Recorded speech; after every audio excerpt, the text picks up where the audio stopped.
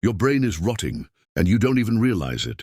Give me 15 minutes. I'll show you how to clean it up and get your focus back. Every day, your brain is under attack, not by a virus, but by endless scrolling, mindless content, and constant dopamine hits. This is brain rot, and it's killing your focus. Brain rot is what happens when you flood your mind with quick, empty stimulation. You can't focus. You can't think deeply. You get bored within seconds, and your brain begs for the next hit of cheap entertainment. But you can fix it, and it only takes 15 minutes. Step 1. Cut the noise. Silence all unnecessary notifications and take a short break from social media, even just for 15 minutes. Step 2. Feed your brain real food. Read something valuable, watch a deep documentary, or write down your thoughts. Step 3. Move.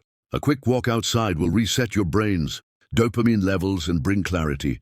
Do this every day, and you'll rebuild your attention, your memory, and your ability to think clearly. Detox your brain rot, because your focus is your future.